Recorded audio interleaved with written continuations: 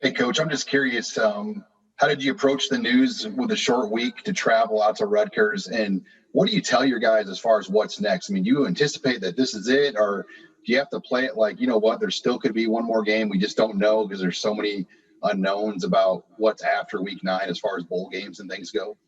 Yeah, we found out about the short week yesterday afternoon, so we brought the guys in for a quick meeting last night, practice this morning. We'll have meetings again tonight. Try to sandwich it in as well as we can with travel. I think all of us in the building are kind of used to taking things on the fly right now because everything's just been up in the air all year. We're not worried about after this week, really. We'll have time to figure all those things out after this game. We just got to get ready for this one. Parker Gabriel, Journal-Star. Hey, Scott, when you went back and watched the film from Saturday, what was it in the passing game that I know it's normally more than one thing, but that didn't work, and how do you find more efficiency in that element of the offense? It was a little thing here and there again, and that keeps plaguing our offense. I said it after the game. I really felt like we were kind of turning a corner because practice has been really sharp for the last 3 weeks, and last week was really sharp. It's just a little thing here and there. We, started the game off so bad by not hitting a simple play. That killed the drive. Had a tipped interception that killed another drive, a bad punt.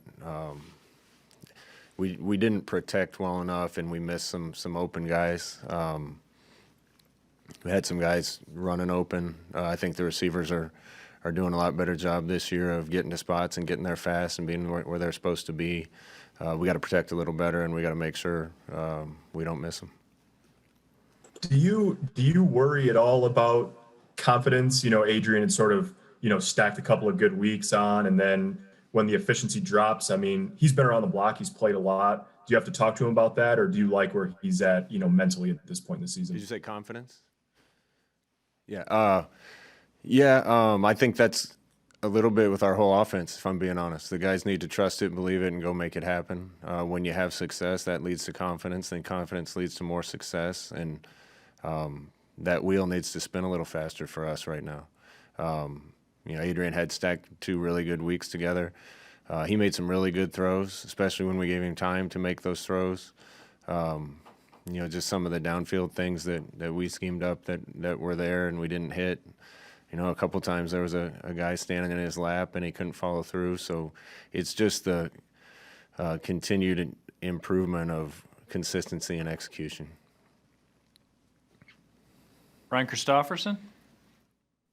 Scott, you've got not only a short week, but early signing day in 48 hours. What's this been like, just this matching those two things, competing on the field and trying to finish off the class, right? Has it been a sprint, or has it felt like you've had a pretty good hold on it?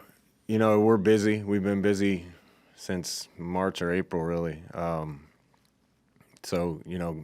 Guys been at this a long time, but we did a good job of getting the majority of the people we want to get signed committed, and feel great about the group that we think we're going to sign on Wednesday with all the other pieces we've added and the overall improvement of talent. This group has a chance to make us even better and make us special. So we'll focus a lot of time this week on 2 different things.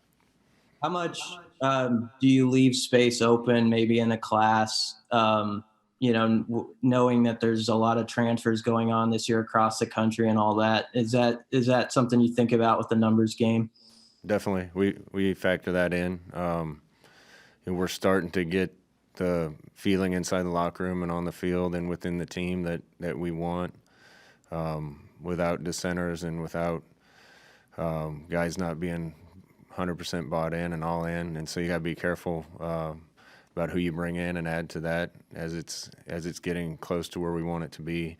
But there, I don't know. Somebody told me that over 10 days last week there'd been 120 or something guys go into the portal. Well, there's not going to be spots for all those guys, so we'll probably like we always do, keep a couple spots in our back pocket, and if we find the right guy, we might think about it. Otherwise, there's walk-ons on this team that deserve to be on scholarship as well. Thank you. Karen, you, Jake Bartecki.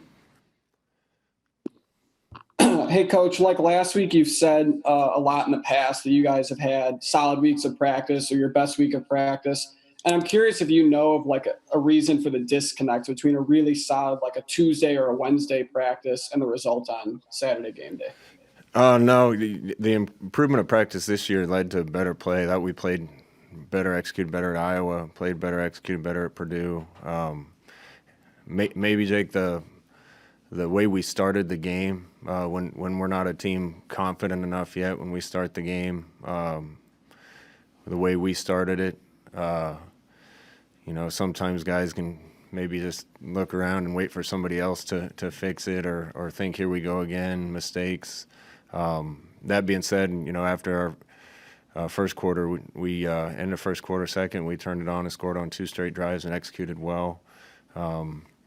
It's just one little thing here and one little thing there, and it's got to be more consistent. A lot of it Saturday was some of the young players. I called a lot of those guys last night.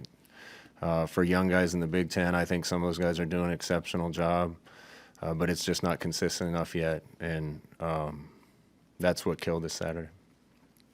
Thank you, Coach. Sam McEwen. Hey, Scott, why do you guys feel like you've had problems on offense in the second half compared to the first half? So the first halves have been better from a scoring perspective and from a yardage perspective than the second halves. Why? I don't know the answer to that really, Sam. We're diving into that too. I don't remember that being an issue until this year. We've done actually pretty well on first drives the second half, and then things sputter. So, I don't think it's a conditioning thing. I think our guys are in shape. I don't think it's a strength thing. Our focus has gotten better. I went back and watched the Northwestern game. We just made mistakes in the second half. Had the ball on their 3 and didn't execute right and threw an interception on 2 different drives down there. And I think it's kind of just a little more of the same, just being able to focus, concentrate, do your job, and execute for 4 quarters. Sometimes the thing we'll hear a lot from fans as well, halftime is about coaching adjustments and second halves are about that. Do you agree with that, or is there something else that goes into second halves of games that maybe we overlook or fans or whomever? There's something to that, absolutely. A lot of times some of the adjustments we'd make at halftime we probably already made in the first half if we're getting something different in the game than what we expected. Those things happen between series too. Like I said, I think we've done pretty well on first drives coming out of the break with some of the adjustments we've made. All that being said, what a team's doing is usually what they do the whole game. Some of it is probably adjustments, but I think a lot of it's just, like I said, consistency and making sure we can play 60 minutes of guys getting their jobs done. Thank you. Steve Sipple. Hey, Scott, as far as what's holding back the offense goes, it seems like you're patient. How much is your patience being tested right now? It's being tested. Nobody's more anxious than me. The kids are too. The kids want to get this done. We lost one game this year, and I had several young kids come into my office after the game when I was in there watching it and make sure I was okay. We got a lot of guys that are dying to get this thing right. The coaching staff is. I am. I talked about progress after the game. That's obvious to us in the building, but that doesn't matter because it's got to turn into wins, and everybody's anxious for that to happen. I think we've caught up on strength conditioning, and we're not getting pushed around like we did year one. I think the defense has played well enough in almost every game this year for us to win. The attitudes are better. The kids caring about one another is better. The overall talent's better. Just a lot of it's young. So we see the progress, but I can talk about that all I want until me and the coaching staff and the kids get it turned. The progress matters, but the results have to come. Sort of a nuts and bolts question about the quarterbacks. Are you still kind of splitting reps with Adrian and Luke, or is it swung more towards Adrian now? It's been split reps. Last week, Adrian missed a practice with his shoulder. So Luke got a lot that day, and we made up for that a little the following day with Adrian. Okay, thank you. Mm-hmm. Mitch Sherman, Athletic. Scott, I know you'll get more into this on Wednesday, but something for the lead up to the signing period opening. Can you touch on the significance this year when you weren't able to travel or bring kids to campus, the importance of having good players to recruit who knew your program that lived within a relatively short distance of Lincoln in this 21 class? Yeah, I think that's been important. This class is potentially going to be a lot more regional than some other classes that we've had. We're farther away from a lot of talent than a lot of schools. I think our average kid probably comes from about as far away as anywhere in the country. We're lucky that there's been some really good talent last couple years in Nebraska and locally and in the region. And those kids need to be the heart and soul of what we're building here. Kevin Suits. Hey, Scott, what's it going to be like coaching against Noah Vedral? And do you have to maybe change some calls the way you send a play in just because he's so familiar with you and your offense? Yeah, we've discussed that a lot. We're gonna try to make sure that we defend against anything like that as much as we can. I care a lot about Noah, and he did a lot for us and put a lot of effort into working for us, and I want what's best for him. But we'll try to protect ourselves on Saturday or Friday. Have you followed his season at all this season, Scott, from afar? And what have you seen out of him as a first-year quarterback there at Rutgers? Yeah, I've been able to watch a little because we've had common opponents, and I've gotten to watch a couple games. And looks like the player that we thought he was when we recruited him, and knew he was when he's here. Parker Gabriel. Scott, I know you haven't had production-wise the year that you want offensively, but to your eye, what level has Brenden Heines played at this year, just over the course of the season? Yeah, Jaime's been really solid for us. He's a good player. I think he has a good future in football, and he's been an important piece. Andy Kendi, KUTV. Hey, Scott, you mentioned that Adrian missed some time last week because he was rehabbing. How much of that do you think carried over in some of the throws he missed Saturday? I don't know. I don't want to make excuses for us or me or him or anybody else. When things are there, we gotta do a good job as a coaching staff and quarterback and the entire team. He did come back later last week and threw it great all week. I mean, we were hitting everything in practice, and just 3 or 4 throws that would have made a big difference if we'd have hit them, and we didn't. And that can happen in any game, and we got to make sure that there's not a D lineman in his lap when he's trying to make those throws and some of those things too. But I got a lot of confidence in those guys, and we'll keep working with them because we need to be able to hit those things. 2 or 3 more quick ones. Sam McEwen. I have a couple. The first is brief. Why hasn't McCaffrey played more in some other position? You've long said he's one of your best athletes. Why hasn't he played somewhere else to help you guys out in the last couple of games? Because he had to take a lot of reps at quarterback, Sam. Our plan was to play him more in the Purdue game, and Adrian got hot. And then in that last game, our plan was to play him more. He'll play some there this week too.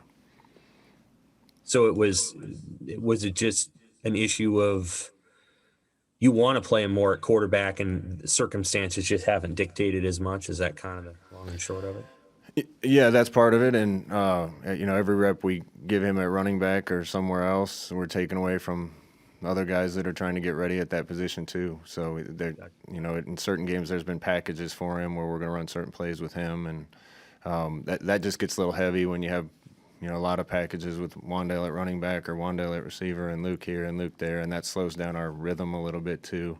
We're going to be a better team when we can largely keep the same guys on the field and just call everything that we have. One other one is, which is more frustrating for you right now, receiver or running back, in terms of getting guys healthy, keeping guys, engaged in practice, and getting them up to speed with the plan? Because it seems like you're having to roll a lot of guys at both positions, especially running back. Yeah, it's been getting them up to speed. That's been, if I've been frustrated with anything, and I've talked about that some, but a lot of the receivers that are starting to make us a better team just missed time, and it wasn't their fault. To me, if you look at this season, the teams that are exceeding expectations are the veteran teams that, and that makes sense. I mean, teams didn't have spring ball, they didn't have fall camp, they weren't around coaches all summer. A lot of our receivers and running backs have been on the sideline for health issues and other things, and just their development has been slower than I want it to be. We got the talent in the program right now that I think can win and win a lot in this league. We got to get them refined, and I agree with you. Just kind of the musical chairs of who's playing this week and who's playing this week, and not being able to stack reps on reps with the same key guys has kind of slowed down our progress a little bit. Thank you. Evan Bland, World Herald. Hey, Scott, I just wanted to ask about kind of the grind you guys are finishing up in the Big Ten. I know a lot of the players said today how they've kind of tried to maintain physically through this thing. What do you think the effects have been, mentally or physically, as these games have stacked up? And how do you guys as coaches at this point in the season kind of guard against, that becoming a bad thing? You can see the light at the end of the tunnel now. Usually that happens in, week 8 or 9 of a season. We're close to the end now, so the kids just need to have a final push and kick here. It's been a long year in a lot of ways for everybody, not just here. A lot of uncertainty. That I'm sure this is the case everywhere. The kids that I see really kind of struggling to keep the same health and vitality are the young guys, and you usually have freshmen hit a wall at some point. But those guys went out to practice today and gave us everything they got, and we'll do everything we can to get them fresh and ready to go for this last one. Last one for Coach Steve Sipple. Hey, Coach, I don't think anybody's asked you about what your initial impressions of Rutgers' defense is. They look active up front, particularly. What do you see? Really active, do a lot of things, tackle well, play really hard. They're well coached. They're really veteran too, Sip. You look at the number of upperclassmen and seniors that are playing for them, and they've been together and around each other a lot. But I think this coaching staff's come in and made them better. And as you watch their season, they've gotten better and better each week. So definitely going to be a big challenge for our offense, especially coming off a game where we didn't play up to our standards. And one quick one. I know Logan Smothers is in the background at this point in his career, but what do you see from him so far that's particularly encouraging? Logan's a good player. He has a little bit of work to do still, but what I really like about him is his ability to see the field and make decisions. He makes really quick, decisive decisions, gets the ball out of his hand, and is a really good athlete. So really one of the key things for quarterbacks in this system, that if they're going to excel, is being able to kind of think fast and be one step ahead of the game, and I definitely see that trait from him.